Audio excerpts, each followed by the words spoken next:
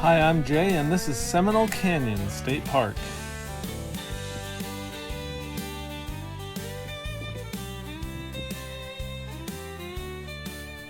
I'm still in the land of the century plant, Big Bend country.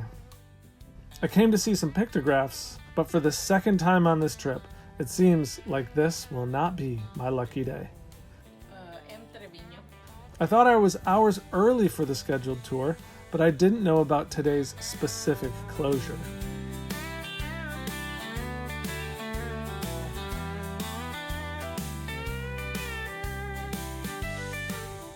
There's always a silver lining though, and this just means I can tour the park headquarters at my leisure, take a longer hike, and spend more time on my painting.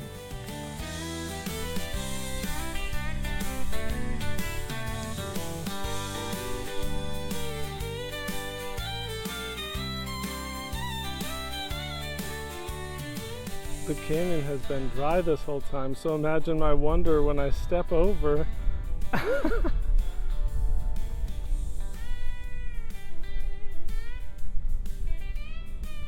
It's incredible. I love it.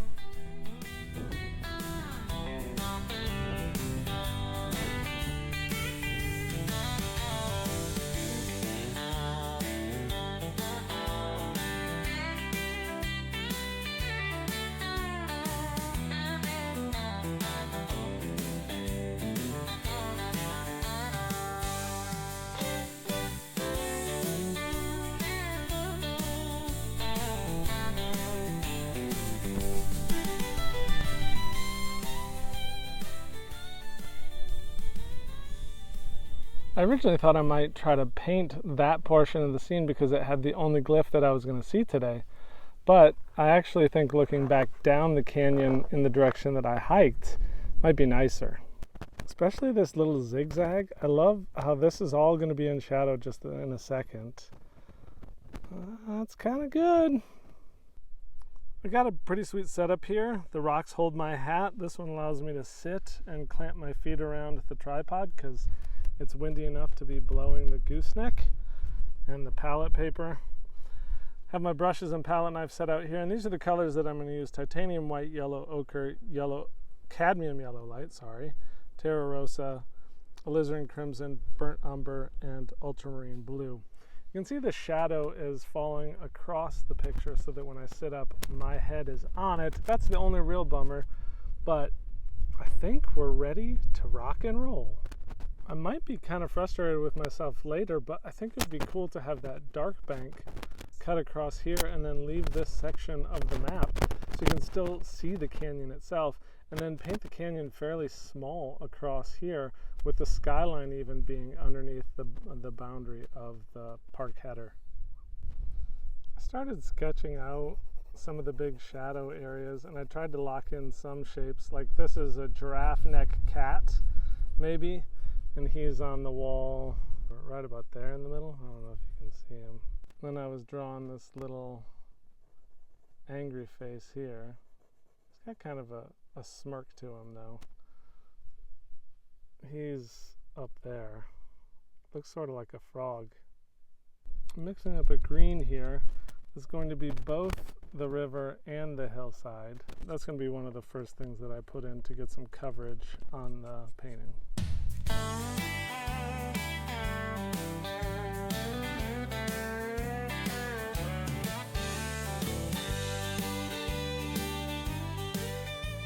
Now, one part of the canyon that is changing pretty quickly is the amount of shadow that's falling onto the river.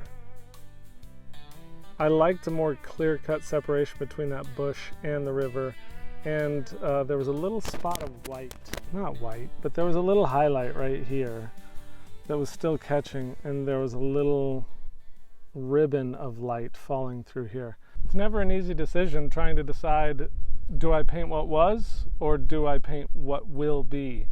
And I don't have a real strong preference in this case, although I'm starting to think it might be easier to simplify that back wall of the canyon, just paint it all with a thin, dark tone right now and come back later as time allows. But I have mixed up a step of values, cool and warm grays, and I could use the lighter color at the base of the cliff on that side if I wanted to continue to stick with the drawing that I had locked in earlier. I'm still kind of feeling it out.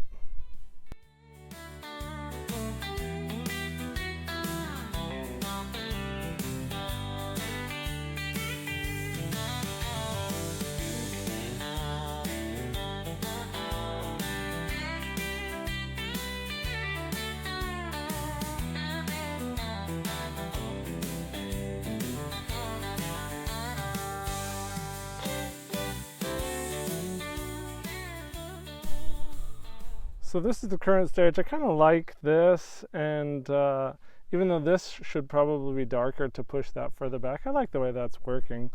And the shadow continues to creep into the canyon, but we're just going to push on. And I started with a dark tone over everything. I may bring some of the light back in using this color.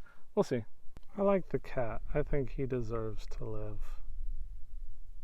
So we'll use a little bit of what we're seeing right now and a little bit of what was there before to try to give him some life. I'm also going to make sure that my little frog comes through, even if it's just for sentiment.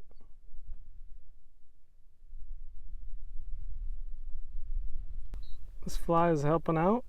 He's hanging out on the shrubbery that I just painted. I wonder if he's going to get stuck or die. Come on, buddy. Portion under the overhang there that is really kind of red. I'm going to push it a little bit more even, I think, into the direction of red. I'm going to dull that down probably just a little bit, but I like that it's there. It's still in that dark. And then the section underneath it is going to be like a darker version of this. That's going to be like a pale, slightly warmer light gray.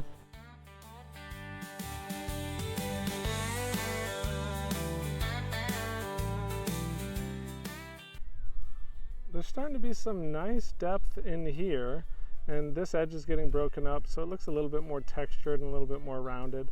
These are still a little bit punchy, and this is the real problem right here. This is supposed to communicate a shadow edge in the illumination, but there's no shadow in the water yet. Of course, there's a pretty pronounced shadow in the water by now. So to make this feel more like a shadow area, I'm going to mix a little bit more blue into this green, maybe a little bit more burnt umber as well, ultramarine, and darken that up, and then I'll just paint a little stripe right across.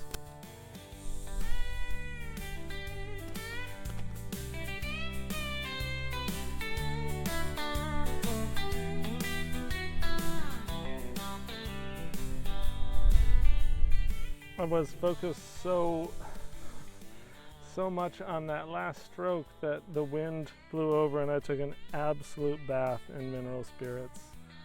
I am so sorry, Seminole Canyon. I feel bad.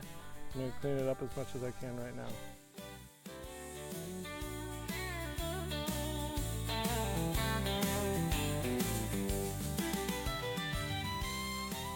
I wonder if we can cut in some lines on this rock to make it feel a little closer.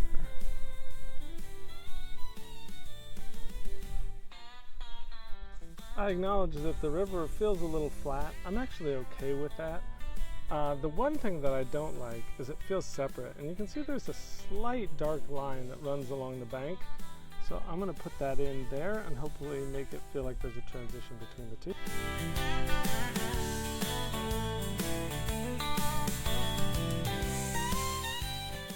Well, it may not feel like it now, but there's my painting. Time to pack up and hike the 3 miles back.